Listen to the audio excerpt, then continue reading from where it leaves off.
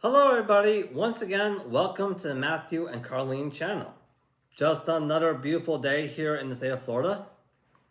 And today we are going over how to safely and effectively be a secondary type of passport bro.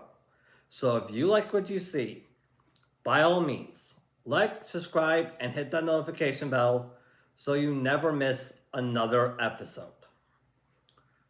Now, we all know what the first types of passport bros are. That's where you have a remote job that allows you to make remote American income while living in a country like the Philippines, Thailand, Brazil, etc., etc. You name it. I think that's great. However, as I'm sure you all know, not everybody has the luxury of a remote job. And that's completely okay. That's completely okay. That's where the second type of passport bros come in. And now, I know what you all are going to be saying. Hey, Matthew, isn't the second type of passport bros simping? And I'm like, who do you think you are, guys? Who do you think you are? Oh my god, my god, my god. But hey. All the seriousness now. After listening to those supposed risks that the feminist movement keeps blowing sky high up about, I can see how you guys got that false impression. I can honestly got see it. That's why this particular episode is going to be about debunking and mitigating those risks. I'm going to start with the one that's been getting the most amount of attention lately. The green card scam. You know, the one where the moment she gets her green card, she's going to leave you. Yeah. I can tell you from personal experience with working with this, that's a myth now. It may not have been a myth back then, but it is a myth now for a variety of reasons. The first reason is that a green card alone does not give you immunity from deportation.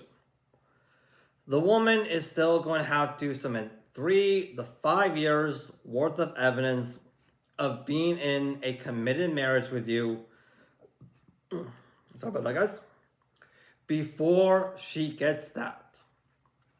Point is, unlike domestic marriages, with international marriages, you have immigration laws added on top of your family court laws that no family court judge has the single-handed authority to overturn. So yes, you guys do have additional protection with going on the international dating market. The second reason is prenups. Now, I understand a lot of guys might have some doubts on prenups. I completely understand what you guys are saying, where you're coming from. However, there are ways to do them right, especially with an international marriage where you have immigration police, your nation's primary top defenders, who are going to be reinforcing it. A family court judge can be as male biased as they want to be. They can. However, the family court judge and pretty much everybody on their staff are still going to have a mountain's worth of reasons to be terrified of the idea of immigration police coming over to their homes, knocking on their front doors and saying, hey, we need you to come with us to talk about this case you were involved in. And let's be honest with here.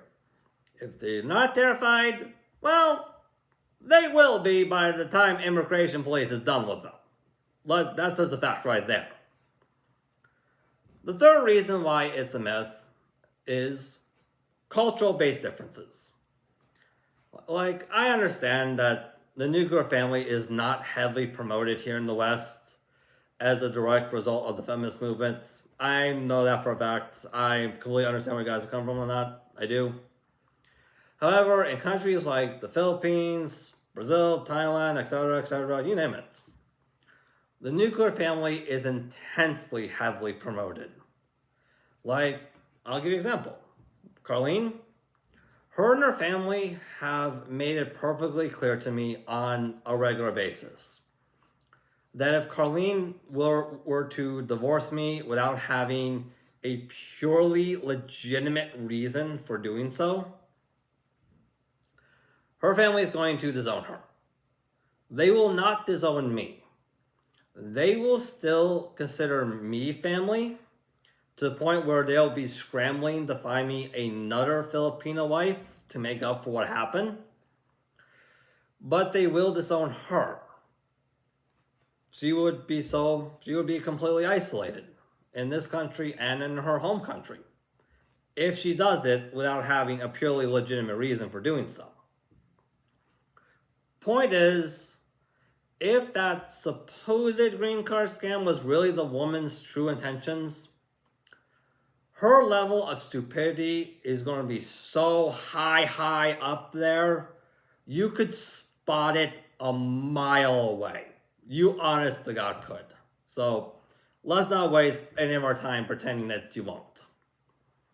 Now for the next risk that I want to debunk or mitigate. I know we all seen the show 90 Day Fiancé. I know you guys have all watched it. I know it's a very popular show. From personal experience with this, I would like to extend it to 6 months or to a year for, once again, a variety of reasons.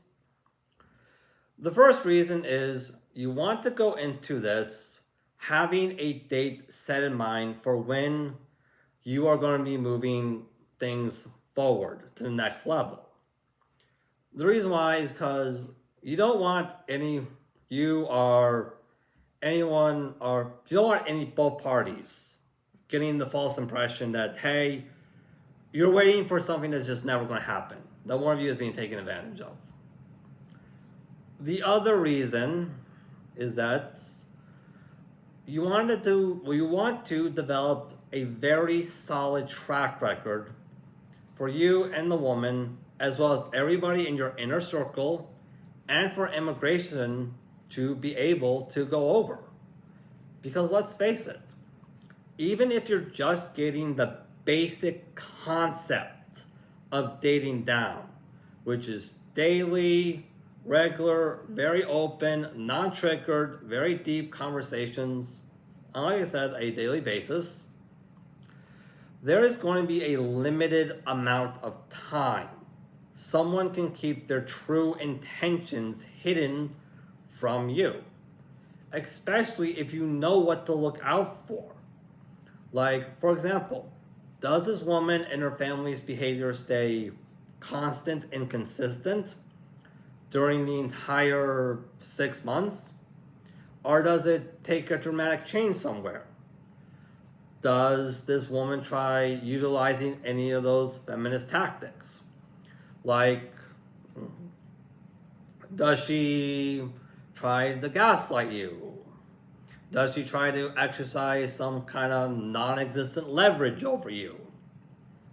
And the biggest one, which you probably all seen this one coming, does this woman ask you for money? If the woman does any of these things, if she does, block this woman in a heartbeat and move on to the next one in like a 10 of seconds, which is something you can actually do. I can tell you that from personal experience myself, because unlike local Western dating, where it's like you're dating in the desert as a direct result of the feminist movement, with international dating, on the other hand, you have your pick of the litter. The options at your disposal are virtually limitless. And if your relationship with this woman goes toxic, or bad, or south, whatever you want to call it, Who cares? You're in 2 separate countries, for crying out loud. What do you think she's going to do? Oh my god, I laugh at that all the time. However, with all due seriousness, if the woman's behavior stays consistent, her family's behavior stays consistent during the entire 6 months, that's when you are officially ready to make your plans to go see her. This is where you're going to want to give this woman the ultimate trust test. And I do mean the ultimate trust test, with said safety precautions in mind. You're going to book your flight to go see her.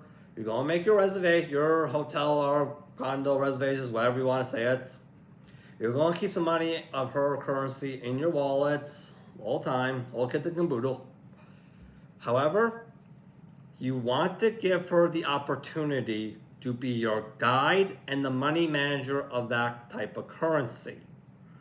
So this is going to be literally the only time where you'll ever consider giving her money. This really is.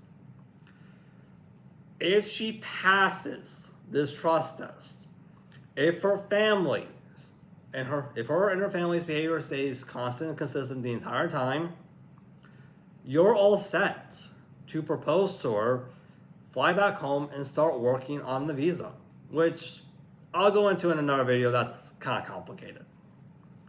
If she fails, if you do see a red flag, like I said, who cares?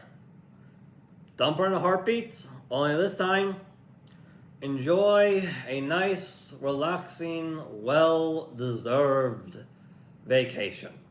So yes, there are lots of rewards and benefits into this, which I will go back into another episode to talk about.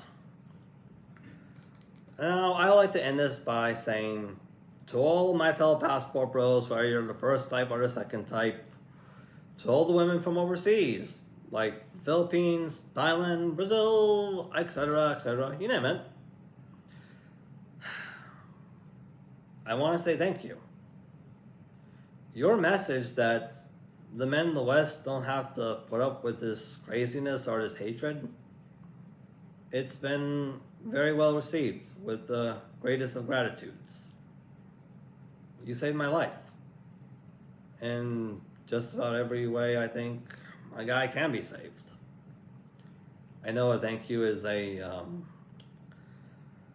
meager reward to offer after what you've done for me, but it's all I can think of right now. It's like a huge weight has been lifted off my shoulders I never even knew was there. So thank you so much.